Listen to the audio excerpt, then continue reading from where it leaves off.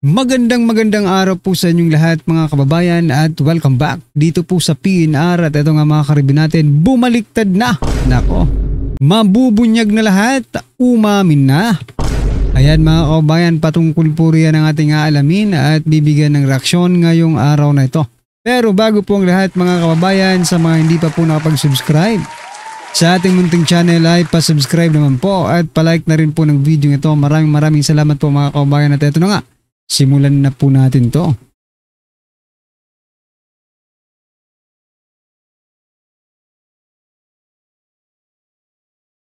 Ayan mga kababayan, bago po natin muling i-play ang video ito, pasadahan po muna natin ang mga nagte-trending na mga balita dito po sa mundo ng social media at unahin na po natin to.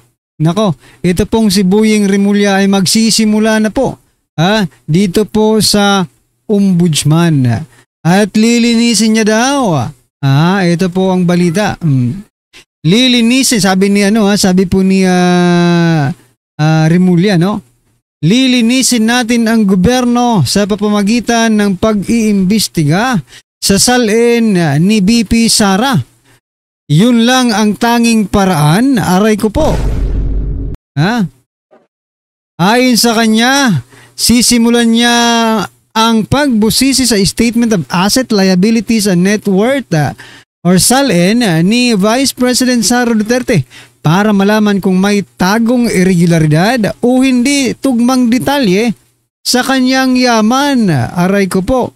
Giit ni Rimulya, walang sasantuhin sa laban kontra korupsyon, pantay ang batas para sa lahat, maliit man o mataas na posisyon. Ng alin? Ng mga Duterte? Yun yung ba yung ibig mong sabihin, Rimulya? Walang mataas, maliit na posisyon pagdating sa Duterte, dapat imbestigahan. Aray ko po. Bakit, no? Bakit ganito ang ginagawa mo? Hindi.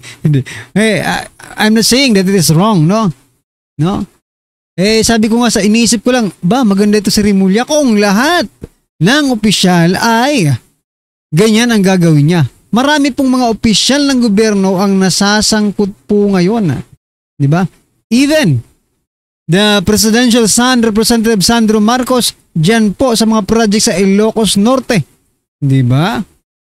Kaso nga lang walang naghahain ng reklamo dyan sa ombudsman. Kaya paano mag-iimbestiga ang ombudsman kung walang maghahain ng reklamo, di ba? Nga pala, si Chavit Singson, baka maghahain na siya ng reklamo. Alright. Eto hindi ko alam kung talagang iniinis or iniinsulto nila ang taong bayan, no? Anyway, mamaya pag-usapan po natin yung insulto at iniinis. Alright, mamaya balikan po natin yan. Pero ngayon, eto muna, presidential sister na si Senator Amy Marcos, eto po. May mensahe po kay President Bongbong Marcos Jr. sa pagkakatalaga dito kay Ombudsman Boying Rimulya. Ito po. Bungit, si Boying talaga? Okay ka pa ba? Islam's Bongbong decision to appoint Rimulya as Ombudsman. Aray ko po. Mismong si Senator Amy Marcos, kapatid po, no? Ate ni President Bongbong Marcos Jr. ay walang tiwala dito po sa kanyang itinalaga na si Secretary Jesus Crispin Rimulya dyan po sa Ombudsman, mga kababayan, no? So paano pa kaya tayo na hindi nga tayo kamag-anak, wala tayong relasyon kay President Bongbong Marcos Jr., no? Ano pa kaya ang mararamdaman natin? Kung yung kapatid niya nga, ganyan ang nararamdaman, tayo pa kaya? Ano po ang inyong masasabi dyan mga kababayan? At eto, i-connect na po natin yung sinasabi kong iniinsulto ba? No? Iniinsulto ba or iniinis ba ng administrasyong ito ang mga Pilipino? Dahil dito mga karibin natin. Eto. If no take care, sabi if no take care, Erwin Tulfo to automatically head Senate Blue Ribbon Panel. Aray ko po. Si Erwin Tulfo na nagsuggest na to bend the law to please the people. O magiging ano na siya, magiging Blue Ribbon Chair. Tapos si Rimulya na nag-agree naman doon sa sinasabi ni Erwin Tulfo na yes sir. Di ba sabi niya, yes sir, we can bend the law. Aray ko po. Anong nangyayari sa Pilipinas? Bakit ko po nasabing na iniinsulto ba nila mga Pilipino? Kasi yung ayaw ng mga Pilipino, yun talaga ang pinipili nila eh. No? Pangatlo si Claire Castro ang gagawin nilang secretary ng DOJ. Ano ba? Pinupuno nyo na ba ang salop ng taong bayan? No? Baka kalusin yan ni FPJ. Baka kalusin kayo, ma-shock kayo ha. Nako po. Mga quality, no? Qualified and quality. Hindi ko alam sa quality kung quality ba talagang mga ito, no?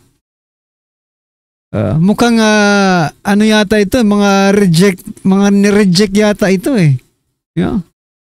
Biruin mo, si Erwin Tulfo ang magiging Senate Blue Ribbon Chair.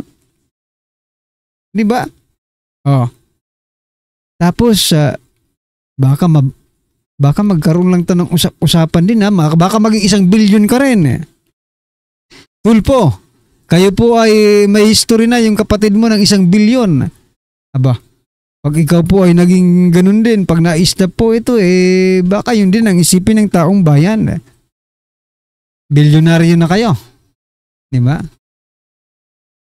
Iniinsulto talaga ang taong bayan, or iniinis ba ang taong bayan? Pinupuno ang salupa ng taong bayan. May panahon rin kayo para kalusin. Nako po. Ito last po natin pag-uusapan. Ito naman, pinagtanggol agad, or ito, si Senator Tito Soto, Senate President. Ito, sabi niya po dito sa pagkakatalaga kay Boying Rimulya bilang ombudsman, he is the tribune and protector. Tribune and protector nino of the people. Talaga ba? Talaga bang people ang prinoprotektahan ni Rimulya? Obviously, not the people. No? The crocodiles. Fearless.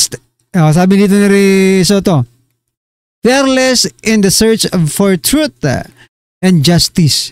Yung sa anak niya nga, hindi niya na bigyan ng hustisya ang taong bayan. Di ba?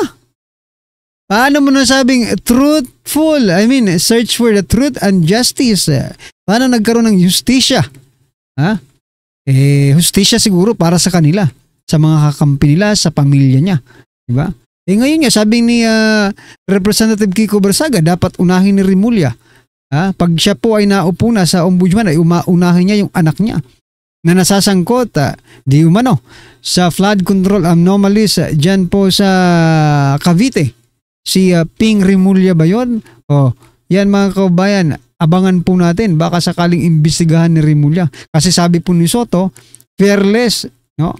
In the search of truth and justice. Ayan. Ano po ang inyong masasabi dyan mga kaubayan? I-comment nyo na lang at eto, pasadahan na po natin ang video ito at bigyan po natin ng reaksyon. Eto na po.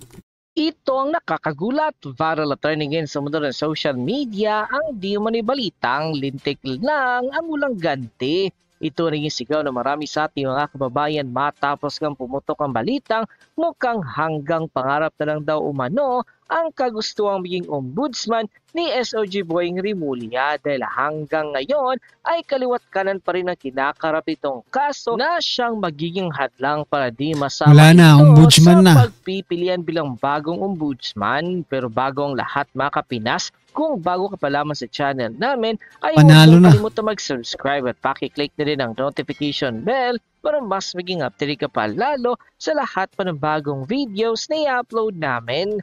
At yun nga mga kapinas, natanggap na ng palasyo ang shortlist para sa ombudsman position mula sa Judiciary and Bar Council or JBC.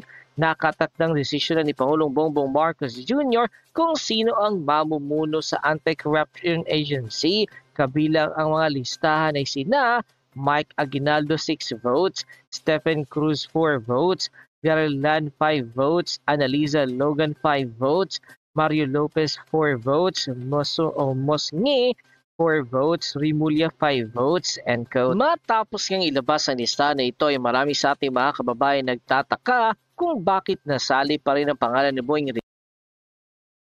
So yan mga kabayan, wala na po tayong magagawa dyan. Ombudsman O dito, ipasok na po natin diretso dito kay Lacson. Huwag ko na lang banggitin, masama, nakaigit. Ito, komentary lang ito, opinion lang ito. Bahala kayo kung anong dating sa inyo, maniniwala ba kayo? Analysis lang ito. Is it coincidence or cover-up? Senator Ping Lacson sudden resignation as chair of the Senate Blue Ribbon Committee raises more doubts than explanations. Kahit ako, hindi ko inaasahan yung bigla niyang pag-resign. Knowing Senator Lacson na hindi umaatras sa laban to Fighter siya talaga Nakaya nga niyang labanan si PJME at First Gentleman Mike Arroyo nung una. Tapos ngayon, magre-resign pa siya. Baka may billion din. Di ba? Baka may billion din na involved. Nagtatanong lang tayo mga kabayan kasi, di ba? Nung panahon po ng PCSO investigation, di ba, napabalita or nagkaroon po ng haka-haka that may involved na billion kaya na-stop si Raffy Tulfo. Ngayon, na-stop rin si Senator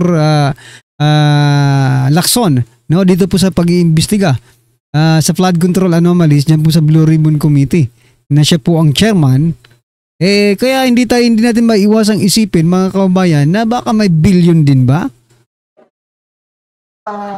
Nakakagulak yung resignation niya. Rason lang niya dahil lang daw sa reklamo ng mga kapwa niya senador. Okay. He claims he stepped down because some senators were disappointed in how he handled the probe on alleged corruption in DPWH's flood control projects. But the timing of his resignation says otherwise, and the public deserves to know why. Lacson quit just as the committee was preparing to invite two influential figures, former House Speaker Martin Romualdez and former Representative Saldico. Both have been repeatedly linked to questionable budget insertions and flood control fund anomalies. Ako personally natuwa ko nung mayroong announcement na sa susunod na hearing ng Blue Ribbon Committee, i-invite na nila si Saldico and Congressman Martin Romualdez na if Saldico will not attend, he will be cited in contempt. Wow, sabi ko, ito na. Ito na, Lacson style of ano na ito. Kasi nga, ulitin ko, ang tingin ko sa kanya is anti-corruption na advocate siya talaga. Ito, kalaban niyang mga corrupt. So natuwa ko. But later on, biglang nanglamig. Biglang nag-announce na suspended indefinitely until further notice. Bakit ba? Ay, nako. So the question now is, did Lacson resign out of coincidence or, tanong lang ito ni Teo Moreno, did he back away when the investigation began reaching the powers that be? Nagtatanong lang naman. For weeks, Lacson claimed he wouldn't be swayed by online attacks or political pressure. But when the pressure came from inside the Senate, right when Romualdez and co were about to be called, he suddenly backed down. If he could stand firm against trolls, why couldn't he stand up to the political bigwigs who might hold the key to this corruption trail? The Blue Ribbon Committee job is to expose corruption and hold even the most powerful accountable. Walking away now undermines that mission and raises suspicions that someone or something got to Lacson.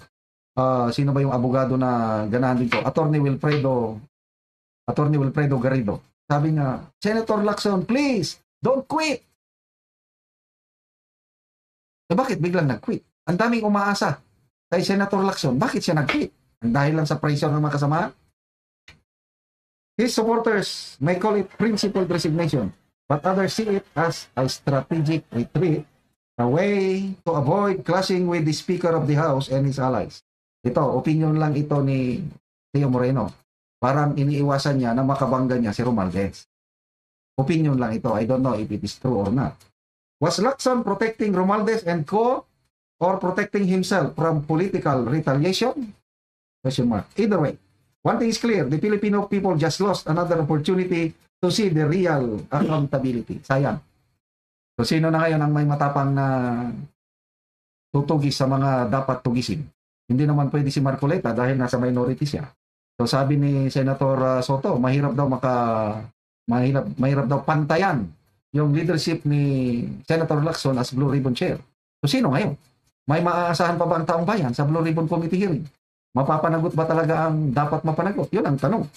Lacson built his career on being a corruption watchdog, but integrity isn't proven by going after small-time players. It's tested when you refuse to bow to the powerful.